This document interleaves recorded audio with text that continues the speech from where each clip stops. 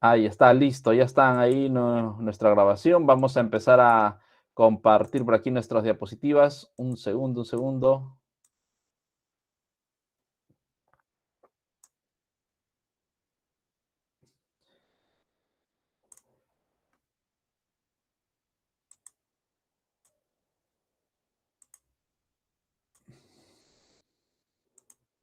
Listo, muy bien. ¿Qué pasó? ¿Qué pasó? Buenas tardes. Buenas tardes a todos, amigos. Estamos en la semana número 5. Qué rápido. Mira, 5 semanas. 5, querido amigo, 5 semanas. Estamos proyectando aquí nuestras diapositivas y efectivamente empezamos hablando acerca de la vanguardia y la narrativa contemporánea. ¿Qué pasó? Marquen su asistencia, chicos.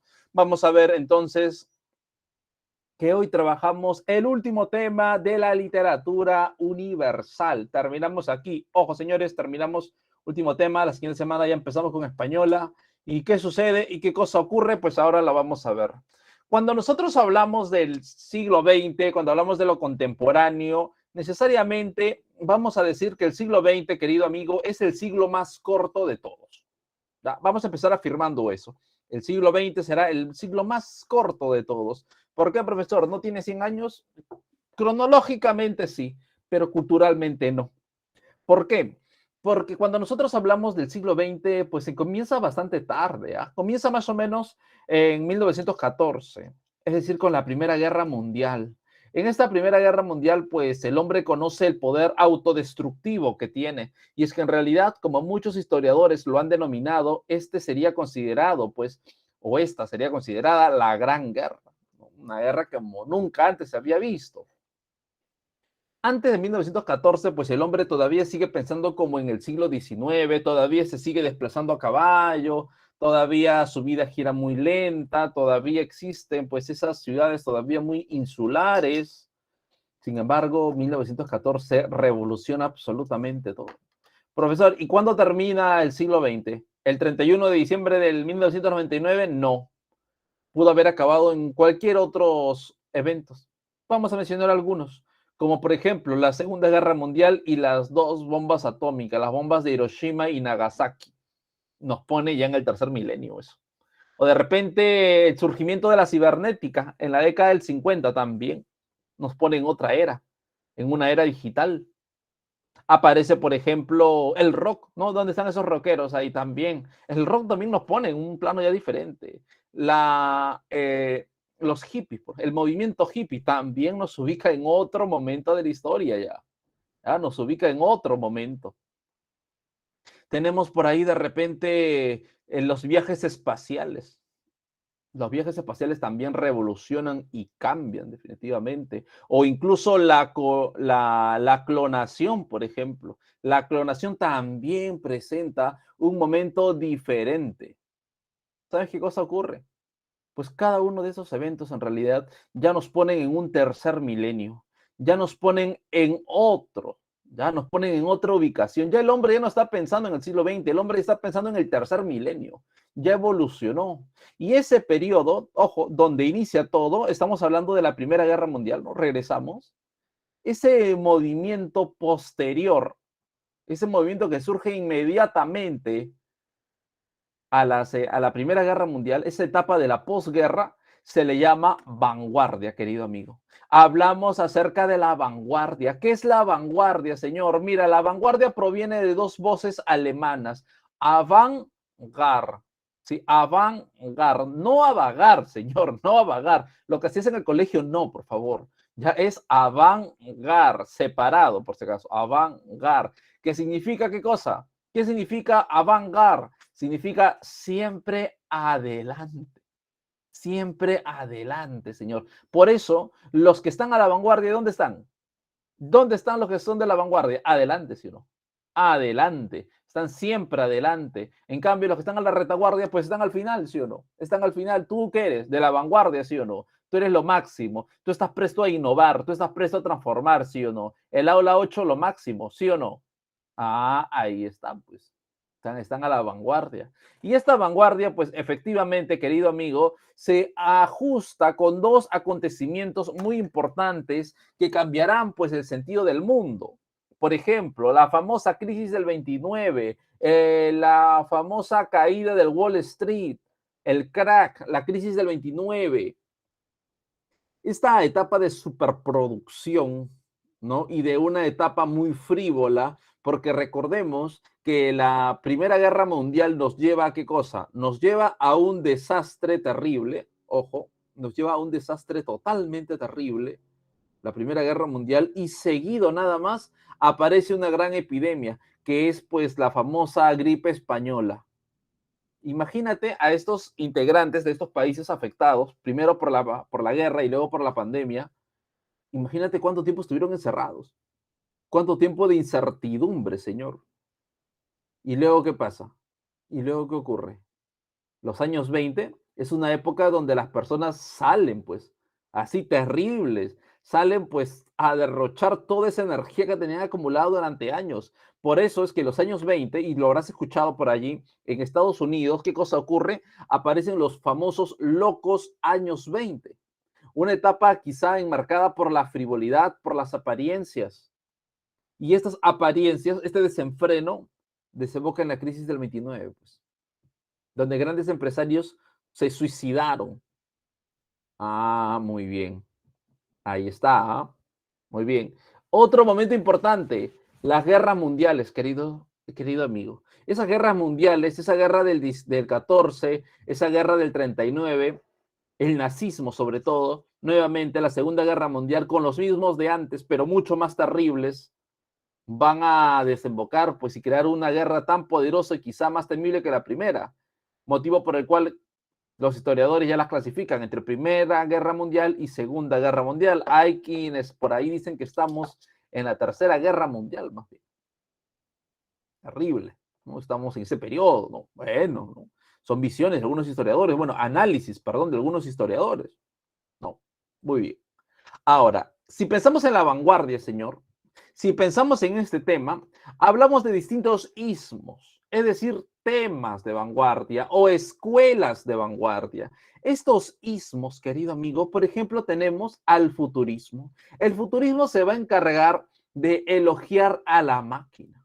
¿Sí? Se encarga de elogiar, rendirle culto a la máquina. Tú te preguntarás, ¿pero qué tecnología se puede hablar a inicio del siglo XX? Bueno, tenemos al automóvil, por ejemplo.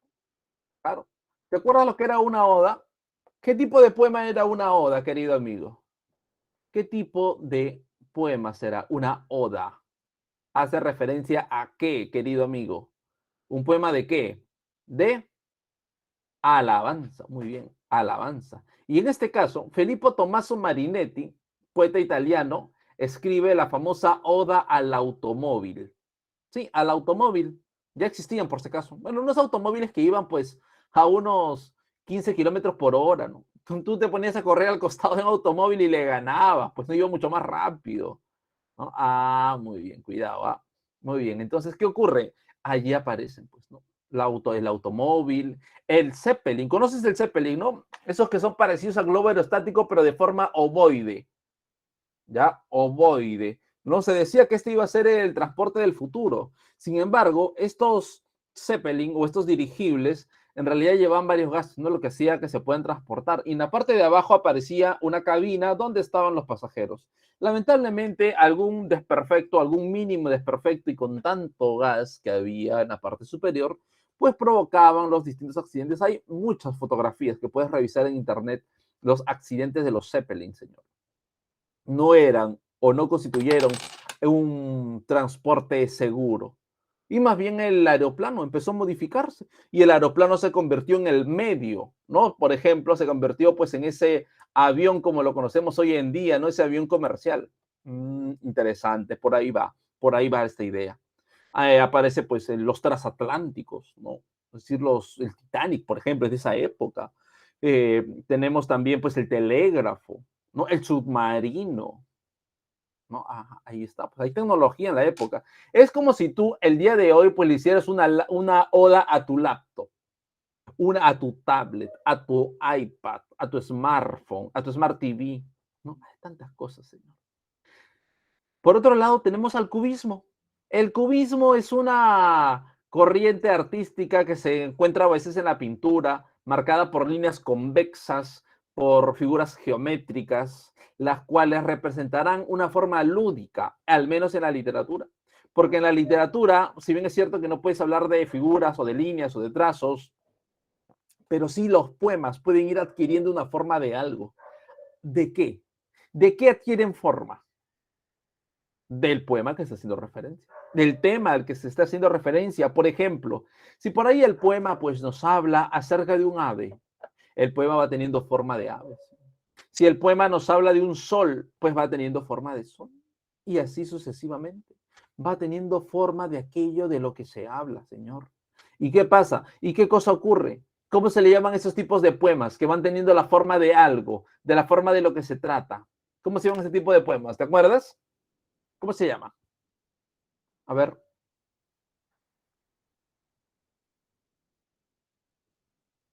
¿será? El caligrama, muy bien. El caligrama, definitivamente, pues el caligrama, ahí aparece, es totalmente cubista. El surrealismo pone énfasis en lo absurdo, en lo irracional. Pensamos de repente en Samuel Beck, ¿no? El padre del teatro de lo absurdo. O incluso en Kafka, padre de la narrativa de lo absurdo. Tenemos el dadaísmo. En este dadaísmo nosotros encontramos pues la tendencia a lo caótico, a lo experimental en torno al lenguaje. Rompe con la sintaxis, rompe con la ortografía y tú te preguntas de repente y dices de repente, pues no. Profesor, Vallejo también era vanguardista. Sí. ¿De qué escuela? Dadaísta. Porque ese dadaísmo tiene que ver con la experimentación. Trilce es totalmente dadaísta, querido amigo, definitivamente. Ese dadaísmo, pues, va a jugar mucho con lo caótico, con lo lúdico, expresa este movimiento dada al balbucear del niño. Tú conoces, tienes tu primito, tu sobrinito, de repente por ahí, que está aprendiendo a hablar, ¿no? Y pronuncia, pone ese famoso dada. En este caso, el dada, el movimiento dadaísta, no tiene que ver con la pronunciación, pero sí con la escritura. Y es que aquí el poeta está comenzando a escribir, está aprendiendo a escribir, querido amigo. Tenemos el surrealismo. El surrealismo más bien hace referencia a los temas oníricos, hace referencia pues al mundo de los sueños. Aparece aquí el psicoanálisis de Sigmund Freud, es decir, la exploración del subconsciente, querido amigo. ¿Qué pasa?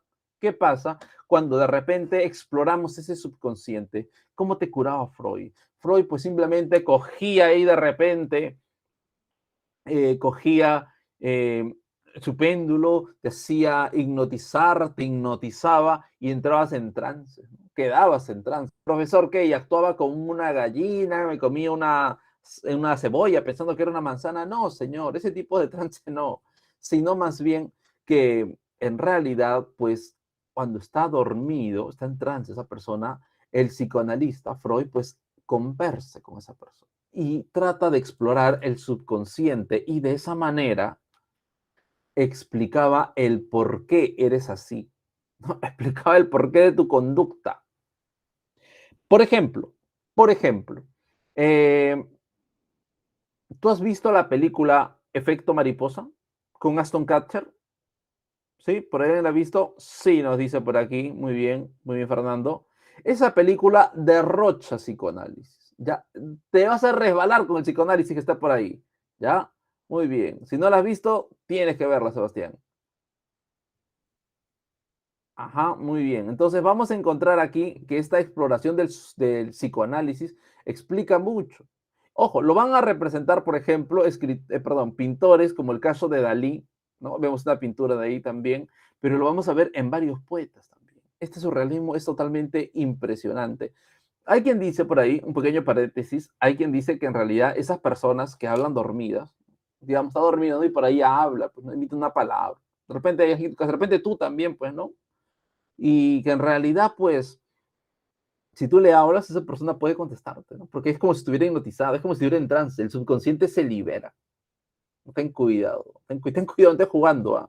Le preguntas la contraseña de Facebook a tu hermano, y su contraseña de su correo, de su Facebook de repente. Ah, ahí está. No, ah, interesante. Pues, no lo sé, no lo sé, estoy dando una idea, nomás que por ahí leí una vez. No, no sé, no, no lo he hecho yo. Ya, ten cuidado, ¿ah? Ya sé qué hacer. Muy bien. Hey, mira, vamos a ver un ejemplo acá del futurismo. El futurismo, querido amigo, ya te dije, tiene que ver con la exploración de la máquina. El cine es parte de esa tecnología. Recordemos que existen las artes clásicas, ¿no? Entre la pintura, la escultura, el teatro, la música, la arquitectura. ¿Cuántos futuros arquitectos hay acá? La arquitectura es parte de ese surrealismo, perdón, de esas artes clásicas. Pues, la arquitectura, acá seguro hay futuros arquitectos, futuros artistas. El cubismo, lo vimos hace un rato en los caligramas. Ahorita vamos a ver un ejemplo, no te preocupes, ahorita vamos a ver. ¿Ya? El futurismo lo vemos por medio de la máquina. El cine, por ejemplo. El cine es el séptimo arte. Dentro de esas 7 artes clásicas, el cine ocupa también su lugar y obviamente el cine es esa secuencia muy veloz de ciertas figuras, de ciertas fotografías. ¿No has visto esos rollos de cinematógrafo grandes, con unos grandes cintas, ¿no? Parecen negativos y que corren inmediatamente, ¿no? Esas imágenes corren a cierta velocidad y hacen que esas fotografías pues adquieran un movimiento. Es diferente, ¿ah? Muy bien. Por ejemplo, aquí está respondiendo tu pregunta, Sebastián, el cubismo. El cubismo, si bien es cierto que en la pintura se basa en figuras geométricas, en líneas convexas, en la poesía, en la literatura se trabaja por medio de estos caligramas. Los caligramas son estos poemas que tienen forma de algo. Por ejemplo, este poema, ¿de qué cosa nos hablará? Este poema de Guillermo Apollinaire, este famoso poeta francés nos hablará de un caballo, ¿sí o no? Ahí dan sus patas, ¿sí o no? ¿Ves las patas del caballo? Uy, se fue el caballo. Muy bien, ¿ves aquí las patas del caballo, su cabeza, sus orejitas, sus crines por aquí? Ajá, muy bien. Eso, así se da el cubismo, querido amigo. Y esto es en la pintura, pues, ¿no? Acá vemos esta famosa pintura de Picasso titulada Las señoritas de Aviñón, ¿no? Aviñón es una ciudad francesa, está al norte, ¿no? Y pues, no, bueno, no eran precisamente señoritas, pues, no eran unas chicas, unas señoritas que se dedicaban al oficio más antiguo del mundo. Terrible Picasso, Picasso incorregible, ¿no? Muy bien, ahí está. Siguiente, el expresionismo. El expresionismo tiene que ver con esa estética del absurdo, con esa estética de la fealdad, y aquí aparece pues la metamorfosis. ¿Sí? Recordamos la historia de Gregorio Samsa, que de la noche a la mañana queda convertido en un terrible insecto. Señor, tú no puedes transformarte en un insecto, por más que quiera. Por eso yo sí me parezco cuando me levanto. No, señor, no, no se refiere a eso, sino que se refiere a que se ha convertido literalmente, ¿no? Muy bien. Entonces, eso es algo irracional. Los textos de Kafka juegan mucho con lo absurdo, es decir, textos como El Castillo, América, El Proceso, La Muralla China, juegan con lo absurdo. Es una constante en la obra de Kafka. Asimismo, también tendremos por aquí al dadaísmo. El dadaísmo tiene que ver con esa experimentación en el plano del lenguaje, con esa experimentación tanto en la sintaxis como en la ortografía. Aquí aparece el poeta francés Tristan Tzara, quien en realidad pues va a jugar con el lenguaje, va a experimentar y de hecho tiene una forma muy práctica para poder hacer poesía y muy original. Es el caso de este manifiesto. Mira qué nos dice aquí este manifiesto, querido amigo. Dice, coja un periódico, coja unas tijeras, escoja en el periódico un artículo de la longitud que cuente darle a su poema. Recorte el artículo. Recorte enseguida con cuidado cada una de las palabras que forman el artículo. Métalas en una bolsa. Agítelas suavemente. Ahora saque cada recorte uno tras uno. Copie concienzudamente en el orden en que hayan salido de la bolsa. El poema se parecerá a usted y usted es un escritor infinitamente original y de una sensibilidad hechizante, aunque incomprendido por el vulgo. Ajá. Entonces, ¿qué sucede? Pues juega mucho con lo ilógico. Sí, no necesariamente cada palabra que va a ir saliendo de la bolsa tendrá un sentido de orden. Ninguno de ellos pues responderá una lógica, simplemente al azar, pero es el dadaísmo, pues por eso rompe con la sintaxis, rompe quizá con la semántica, rompe con la ortografía, terrible, vanguardia, definitivamente. El cubismo, bueno, acá sería surrealismo, perdón, chicos, mil disculpas. El surrealismo, pues ya te dije, habla sobre el mundo de los sueños, la experimentación, la famosa escritura onírica. Y esta escritura onírica tiene que ver también con ese momento de trance. ¿Cómo es eso, profesor? O sea que tú sabes, ¿no? Tú sabes, a ver,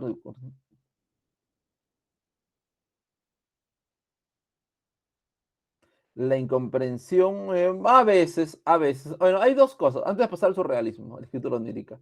Hay ocasiones, ¿no? Es que en realidad puede existir personas que son incomprendidas, aunque su trabajo tenga una lógica, y ellos son pues los verdaderos genios, ¿no? La sociedad no está preparada para una mentalidad tan avanzada, pero en algunos casos esto también suele ser un pretexto de que nadie lo entiende, que nadie lo comprende, pero en realidad es que todavía el trabajo le falta mucho, ¿no? Por eso hablamos de una excusa trillada, ¿no, Sebastián? Claro, puede ser esas dos excusas, entre la genialidad y la necedad, ¿no? Encontramos esa diferencia ahí. Muy bien. Regresando a la escritura onírica. Esa escritura onírica tiene que ver también con el momento de transición. Es decir, no, imagínate que tú estás a punto de dormir, estás ahí como que te quedas dormido, como que sigue despierto y empiezas pues a tener de repente alguna revelación, algún primer sueño. Muy bien. Y ahí empiezas a escribir, por supuesto. ¿Por qué no? ¿Por qué no, querido amigo? Ahora, si nosotros pensamos en la narrativa contemporánea, esa narrativa contemporánea se ajusta ¿a qué? Se ajusta pues a una lógica, ojo, y esa lógica tiene que ver pues con un gran panorama en realidad. Por ejemplo, una visión integral del mundo. Muchas veces se ha venido cuestionando esta visión totalmente integral del mundo, es decir, esta forma de pensar quizá diferente, quizá pues, eh, por ejemplo, nosotros solemos criticar al mundo globalizado, solemos atacar pues al consumismo, sin embargo, cómo nos gustan las redes sociales, ¿no? Cómo disfrutamos de ellas, ¿no? Atacamos la tecnología, el abuso, el consumismo, y cómo utilizamos las computadoras, y cómo utilizamos los smartphones, y cómo nos valemos del Internet, ¿no? De las diversas aplicaciones. Ahí está, pues, ¿no? ¿Cómo podemos atacar aquello mismo que nosotros utilizamos? Aquello de lo que también ya hizo parte de nuestra vida. Y es algo positivo, ¿no? Porque antes, digamos que los países vivían un poco más aislados entre sí, ¿no? Por eso es que muchas veces realizar grandes viajes a distintos países, pues requerían de repente, pues una vacuna, ¿no? Me voy a la India, tu vacuna contra la malaria, la fiebre amarilla y demás, ¿no? Bueno, ahora también más o menos semejante, pero es parte de esa evolución, pues parte de ese avance. Cuanto más interconectados estamos, pues nos volvemos mucho más, nos adaptamos mucho más, ¿no? No sé si tú has escuchado de esta isla de Sentinel del Norte, ¿sí? Está ahí, si no me equivoco, está cerca de la India, si no me equivoco. Sí, está en el Océano Índico. ¿Ya no has escuchado Sentinel del Norte? Donde están los famosos centineses, creo que le llaman, ¿no? Y es un grupo humano que en realidad pues no ha tenido contacto con nadie. Y de hecho es un pueblo pues bastante belicoso, ¿no? Hace unos años hubo un misionero que había querido llegar y fue atacado por flechas. Por ejemplo, ese grupo humano no ha tenido esa conexión con el mundo, ¿no? Y no conocen más allá, no han descubierto más allá, conocen solamente lo que su propia isla les proporciona. Nosotros somos seres ya totalmente globalizados. El Internet y estas clases virtuales son parte de ello. Existe también lo que es una innovación técnica. Esta innovación técnica viene por el lado de la experimentación de ciertas técnicas como la caja china, las historias paralelas, el contrapunto, el narrador omnisciente, tenemos la ruptura del orden cronológico, la multiplicidad de voces y demás, que vamos a ver en breve. La temática variada, por supuesto. El siglo XX nos ofrece una gran diversidad de temas. Aparece la novela policial, la novela negra, la novela neorromántica, la novela neorrealista, la novela de ciencia ficción y muchas más. Existe un gran campo en este caso. Tenemos asimismo la experimentación lingüística, y es que ya no empezamos a escribir y hablar solamente como nosotros solemos utilizarlo, sino que tiene que ver esto con mucho más. Por ejemplo, desde que por ahí empezamos a utilizar algunos préstamos del inglés, ya estamos haciendo referencia a esa experimentación. Y recuerda, porque la literatura, ¿qué cosa hace? La literatura refleja lo que ocurre en la sociedad. Es una suerte de espejo, una suerte de copia de aquello que está sucediendo. Dentro de esta narrativa, pues tenemos escritores, ¿no? Por ejemplo, alemanes, como es el caso de Thomas Mann y su famosa La montaña mágica, o para mí, ¿no? Que resulta mucho más atractiva, La muerte en Venecia. La muerte en Venecia, pues nos habla sobre una epidemia, un momento semejante al que estamos viviendo, el fin de una gran epidemia en Venecia, obviamente.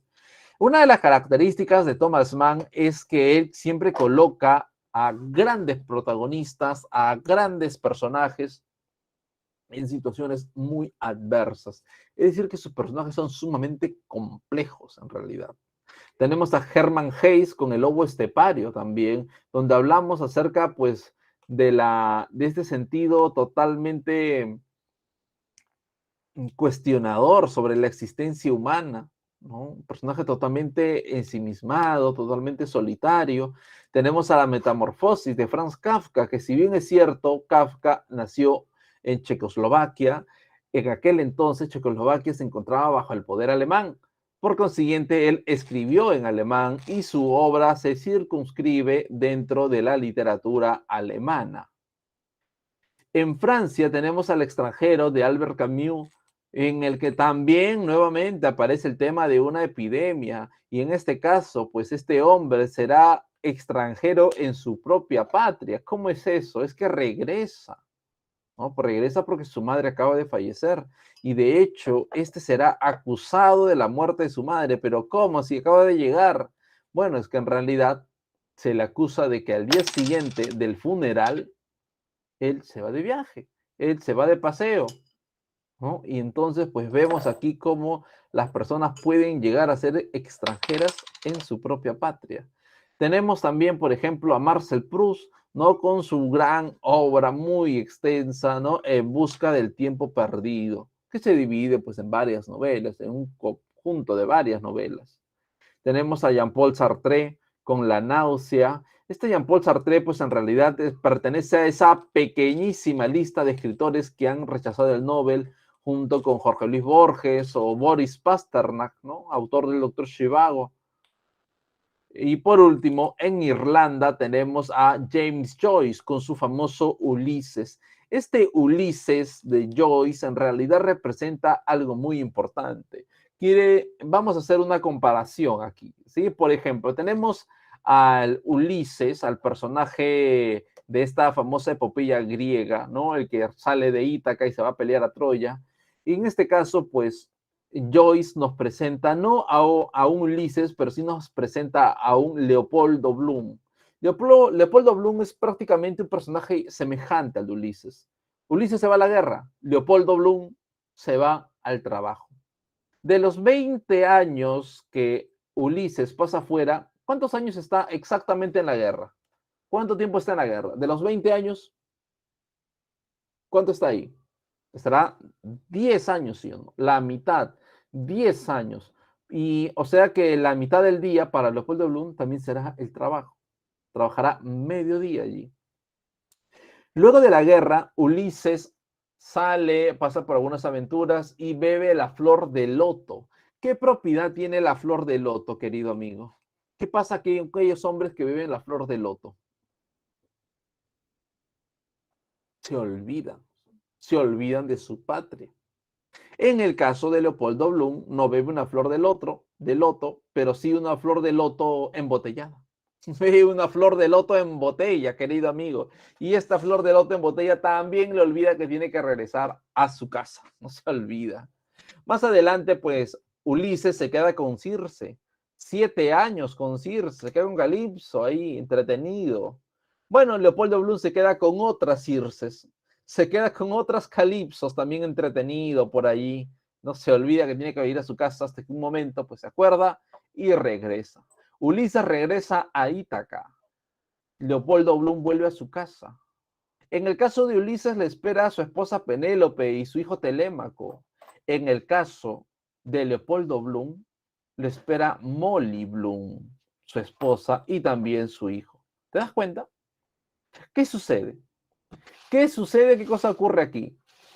¿Qué nos dice James Joyce? El hombre, ¿qué pasa con el hombre? ¿El hombre cambia o no cambia? ¿Cambia con el paso del tiempo?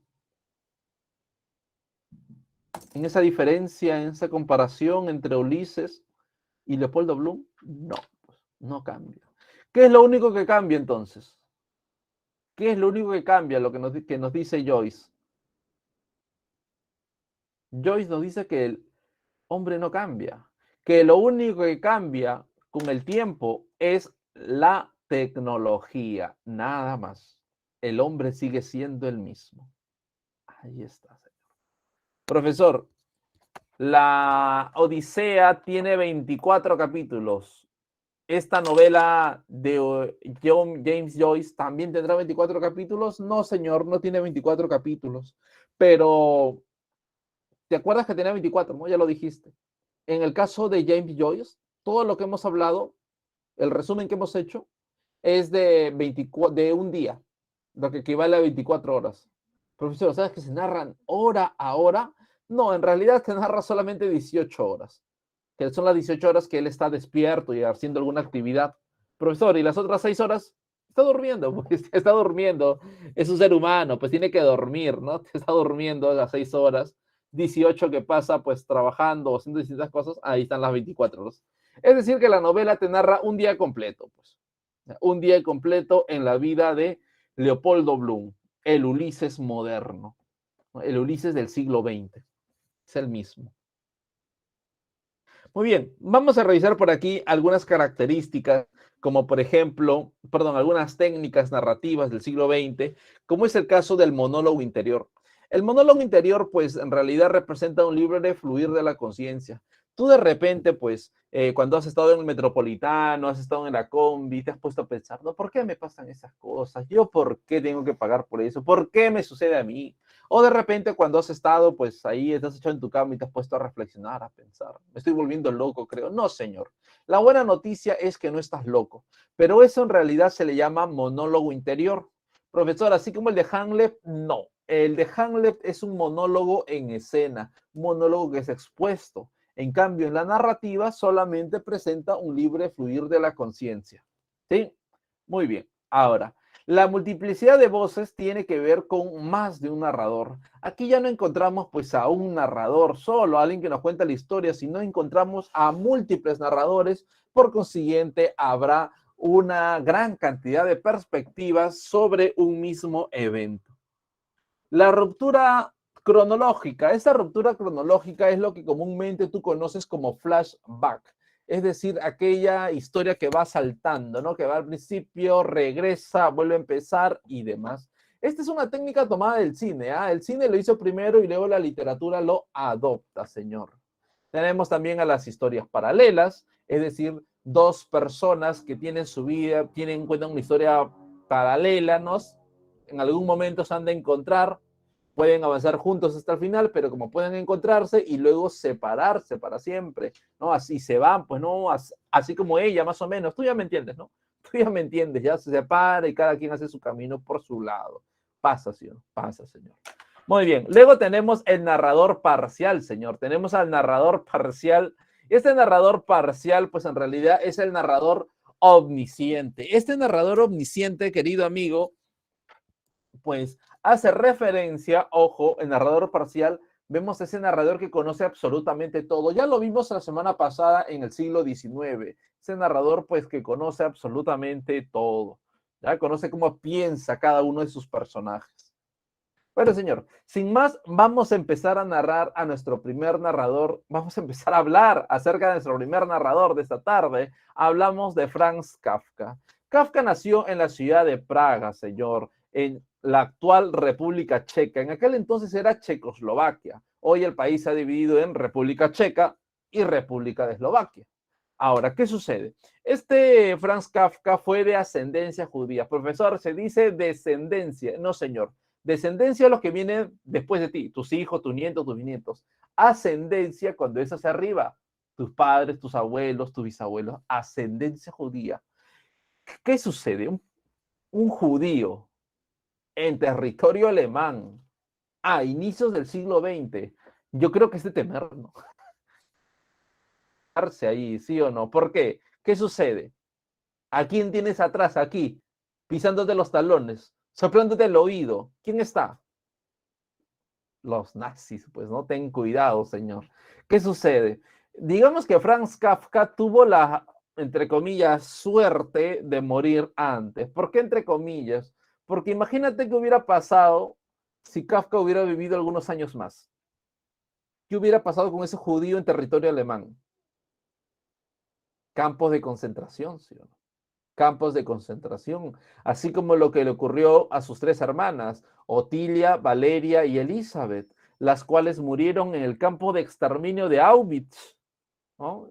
Habían campos de concentración donde mucha gente moría, trabajaba y demás, pero habían algunos lugares donde en realidad la gente iba a morir. Ahí están, pues, ¿no? Auschwitz, Sobibor, ¿no? Lugares de exterminio. Ahí la muerte era segura. Decían, ah, él se fue a Sobibor, ya, ya no lo esperes. Auschwitz, ni más. Terribles. Bueno, lo cierto es que Kafka murió muy joven, le dejó a su amigo, a Max Brod, le dio una orden, le dijo que por favor quemara todos sus manuscritos, es decir, la famosa carta al padre, los diarios, la muralla china, el proceso, América, el castillo, la metamorfosis, que lo quemara todo. ¿No? Ah, en su lecho de muerte le pidió esto. Brod inmediatamente dijo, sí, yo lo voy a hacer, no te preocupes, Franz. ¿No? Sin embargo, ¿qué pasó? Murió Kafka y ¿qué hizo Brod? Brod publicó los textos, publicó, claro que respetando el nombre de su amigo, claro, ¿no? Respetando el nombre de Franz Kafka. Sin embargo, ¿tú crees que le hiciste a tu amigo? Por favor, elimina mi tesis, borra mi tesis, aquí está el USB, bórralo, ten cuidado. Tu amigo no va a borrar tu nombre, nada más, ten cuidado, ¿ah? Tu amigo agarra, abre el archivo, pone su nombre, ya está, ya terminé mi tesis, va a decir, ten cuidado, ¿ah? Ten cuidado con la tesis, querido amigo, ten cuidado. Muy bien, vamos a pasar ahora pues directamente a quién, vamos a pasar a la metamorfosis. Vamos a empezar a narrar por aquí. ¿Qué ocurre? La metamorfosis nos habla sobre Gregorio Samsa. ¿Quién es Gregorio Samsa? Es un viajante de comercio. Sale con el primer tren de la mañana, regresa con el último tren de la noche. Es un trabajador ejemplar, mantiene a su familia, a sus dos padres que ya son ancianos, a su pequeña hermana Grete, y el tipo pues es lo máximo. Es el trabajador del mes. ¿De qué digo del mes? Del año. Su empleador pues lo quiere mucho, es muy eficaz. Sin embargo, una noche de sueño, luego una mañana, luego de una larga noche de sueño intranquilo, pues despierta Gregorio Samsa, despierta convertido en un terrible insecto. Su espalda no es su espalda es un grueso y duro caparazón totalmente curvo, el cual le impide ponerse de pie. Sus extremidades ya no son sus extremidades se han transformado en largas, delgadas, patas flacas ahí, terribles. Su voz ya no es su voz es un chillido. De repente viene su padre, toca la puerta, le dice, Gregorio, ya es tarde, tienes que salir, tienes que ir a trabajar, tienes que mantenernos. Sin embargo, Gregorio no puede hablar. A duras penas logra incorporarse, dirigirse a su escritorio y teclear con sus largas patas en la máquina. Hoy no iré a trabajar, me siento enfermo, y desliza la hoja por debajo de la puerta. El padre piensa, bueno, Gregorio trabaja todos los días y durante todo el día. Por un día que falte no habrá problema, piensa. Y pues no lo molesta más. Al día siguiente lo mismo y al tercero igual. En ese tercer día llega su jefe, llama a la puerta de la casa, se presenta, es el jefe de Gregorio. ¿Cómo está, señor? Le dicen los padres. ¿Dónde está Gregorio? Gregorio se encuentra mal, hace 3 días que no sale de su habitación, que no come, pero ¿qué es lo que tiene? No sabemos qué es lo que tiene, simplemente no quiere salir. ¿Cómo? 3 días que no sabe, que no ha comido, que no hace nada. por favor, ese tipo puede estar muriendo, vamos a llamar a un médico, quiero ver cómo está Gregorio. Abren la puerta, llegan al segundo nivel, tocan la puerta y el sujeto dice, Gregorio, soy yo, tu jefe, ¿qué sucede? Ante esta solicitud, mira, a Gregorio lo único que le interesaba era su trabajo. A Gregorio no le preocupaba su aspecto, al tipo le preocupaba no poder ir a trabajar. No salió para su familia, pero por su jefe sí sale. Abre la puerta como puede y aparece un gigantesco insecto, muy terrible, muy feo, muy monstruoso. El jefe se queda indignado. El jefe, ¿qué es esto? Horror, es un monstruo terrible ese Marte. Yo no quiero saber nada. Yo, no te molestes en regresar. No hay no más gracias. El jefe se va, la madre casi le da un soponcio. La pequeña Grete lo agarra a su madre, pero no se caiga. Su padre se queda asombrado con su bastón. Empieza, atrás, bestia, atrás, atrás, bestia. Y lo bota, y los entra, cierran la puerta. La familia comienza a preguntarse, ¿y ahora qué hacemos? ¿Cómo podremos vivir? Se preguntan.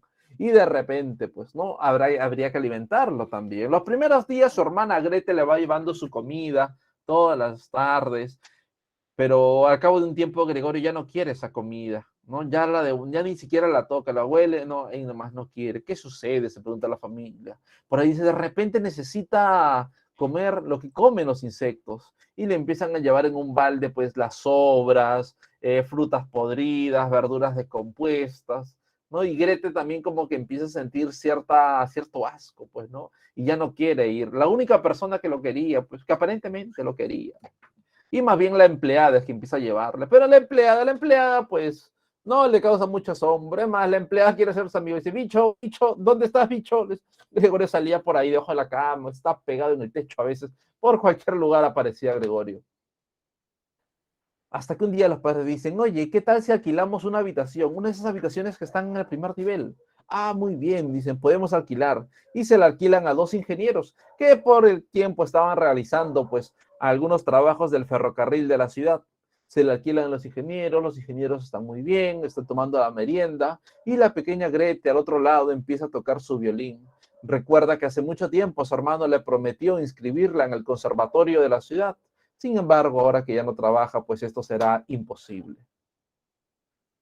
Los ingenieros oyen la música del violín y le invitan a la niña que se acerque. Tenía 13 años, la invitan para que se acerque y ésta pueda, pues efectivamente, que pueda acompañarlos, ¿no?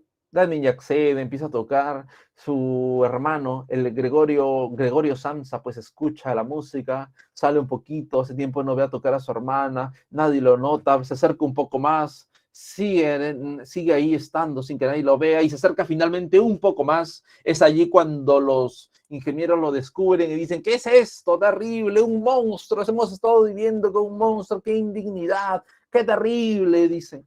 Nos vamos de aquí, nos marchamos de aquí, no queremos saber nada. Y pues terrible, pues no cogen sus cosas, no pagan ni una moneda. Yo creo que los conocía, yo conocía a sus ingenieros, pero no pagaron nada, se marcharon definitivamente, se fueron. El padre se enoja mucho más. Tú, insecto, no nos haces ganar dinero y ahora nos haces perder dinero. Le pega con el bastón, se cae el bastón a manzanazo. Una de esas manzanas que le da se incrusta en el caparazón. Una manzana, pues no un producto orgánico. Los seres vivos hechos de carbono. No sé si los insectos también estarán. Bueno, la cosa es que la manzana se pudre. Genera una gran infección. Una noche, pues Gregorio escucha que su familia empieza a hablar en la cena. ¿Qué hacemos ahora? No tenemos ningún recurso. Ese insecto nos hace perder dinero, no genera nada. Y la hermana Grete dice, no, él no es Gregorio. Ese no es mi hermano, ese es un insecto. Terrible, terrible.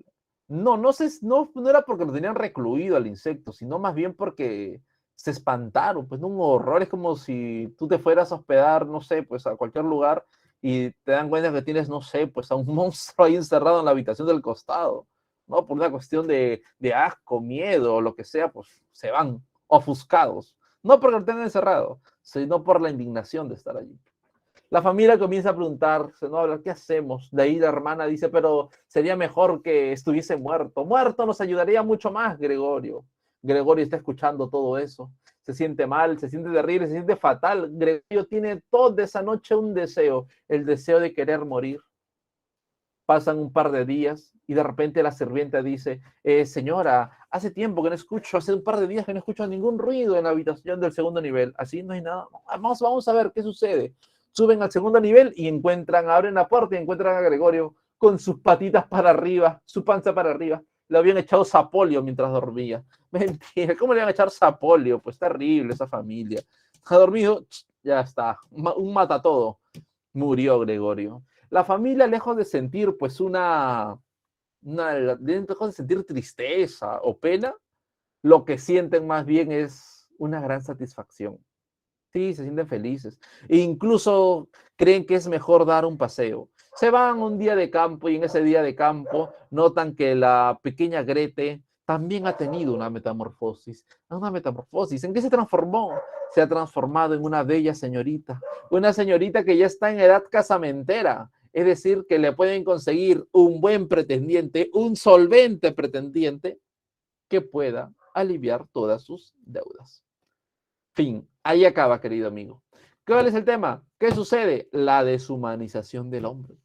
El hombre se ha convertido en una máquina de generar dinero, que cuando ya no genera más dinero, ya no sirve para nada. Fin, ahí acaba, querido amigo. Vamos corriendo, nos queda poco tiempo, vamos a hablar de la generación perdida, que no es una canción de 6 voltios, ¿ah? No es una canción de 6 voltios, amigo, cuidado. Aquí vamos a encontrar un grupo de escritores estadounidenses que en realidad pues partieron hacia Europa, especialmente en Francia, y ahí conocieron a Gertrude Stein. Gertrude Stein pues era una señora que protegía a los artistas, que los cuidaba, y aparecieron escritores como Ernest Hemingway, John Dos Passos, John Steinbeck, William Faulkner o Francis Scott Fitzgerald. Y cuando le preguntaban a Gertrude por quiénes eran esos jóvenes, ellos son una generación perdida, pero no perdida porque fueron unos borrachos ni tengan una vida desordenada, sino porque eran una generación perdida para Estados Unidos, pero ganada para el mundo. Ahí entra, por ejemplo, Ernest Hemingway. Hemingway es ese tipo de hombres que han hecho absolutamente todo. Vamos a enumerar algunas cositas. Por ejemplo, número 1, chofer de ambulancia en la Primera Guerra Mundial. Ya, puede ser, muy bien.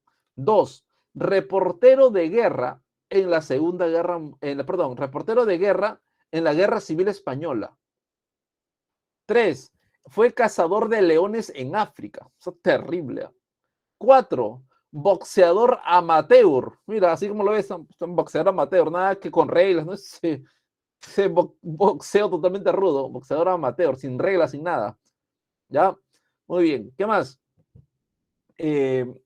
5, amigo personal de Fidel Castro.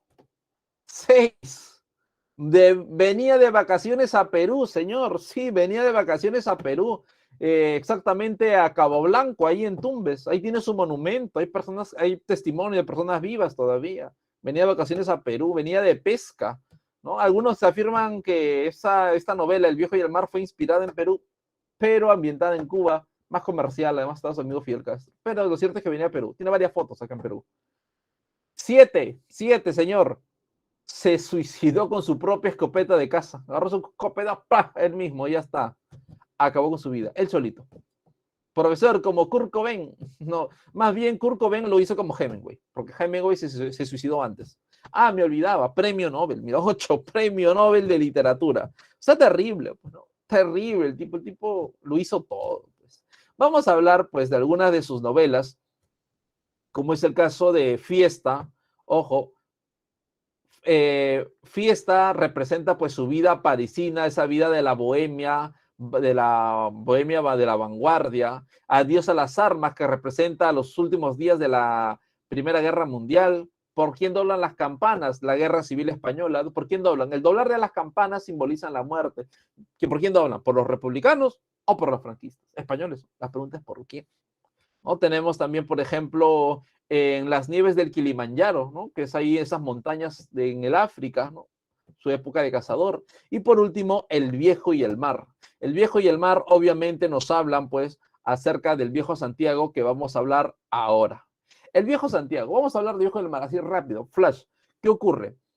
Santiago es un viejo pescador. Lleva 84 días que no pesca nada, señor. Ni un pejerrey, ni un muy puede atraparlo. Terrible. Los primeros días ha ido acompañado de un niño llamado Manolín. Sin embargo, al ver que no pesca nada, los padres de Manolín le dijeron: Manolín, ya no pesques con ese señor, con ese viejo está salado, así que por favor, vete en otro barco. Manolín le explica la situación al viejo. El viejo dice: sí, Manolín, si tus padres han dicho eso, hazles caso. Ellos saben lo que es mejor para ti. Y el viejo pues se hace solo a la mar. Ahí en el mar, pues de repente, al cabo de unas horas, coge un pez ahí más o menos, ahí, no me gusta, y de paz la avienta. Está buscando otro, una gran pesca, por favor. Y en eso, pues siente un tirón. Uy, el cordel jala, el cordel. Este sí, un buen pez. A ver, que se coma todo el anzuelo, que se lo lleve, y deja que se lo empiece a llevar. Pues no, y de hecho el pez tenía fuerza, empieza a arrastrar el bote. Este es un verdadero pez, jala el tirón y el pez vuelve a jalar, ¿no? Y en una de esas que están jalando, pues el sedal le corta la mano al viejo. ¡Plah! El viejo mete su mano ahí al agua y para que cicatrice la sal, se la vende y sigue luchando. El viejo empieza a reflexionar, mira, monólogo interior, empieza a reflexionar, dice: este es un gran pez, estoy luchando contra un gran pez, pero el pez sabrá luchar, que está luchando contra un viejo, se pregunta. Al cabo de un tiempo, al cabo de un rato, pues el viejo empieza a recuerda aquellos días de su juventud cuando tenía 21 años y ganó y obtuvo la fama de ser un hombre más fuerte del puerto, cuando estaba en Casablanca, no en la sede del gobierno estadounidense, señor, sino en Casablanca, en Marruecos, cuando le ganó pues a Cienfuegos, ¿no? Un africano de 2 metros, chapao, contra musculoso, contra agarrado, y el viejo Santiago, bueno, en ese tiempo el joven Santiago, 21 años, le ganó, se jugó las vencidas. Dice que hicieron desde la tarde hasta la mañana del día siguiente. Los jueces hacían turnos de 3 horas. Algunos ya pedían que se declaren empate, no tenían que ir a trabajar, los pescadores se van tempranito a la madrugada. La cosa es que al final, pues Santiago ganó. Una situación similar le recordaba a este pez, hasta que finalmente el pez salta, coge su arpón y en el aire le mete un arpón, es como una lanza, que tienen los pescadores. Ya está, atrapa al pez, lo amarra a su bote. Pero señor, estás en el Caribe, la sangre, ¿a qué llama?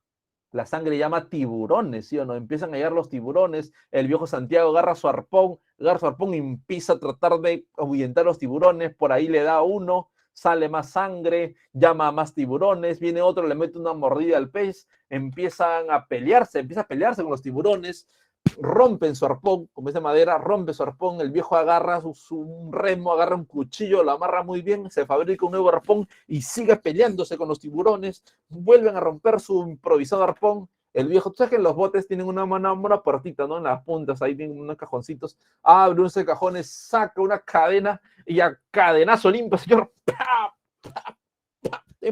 ¡Pah! También ahí, a todos los empiezan.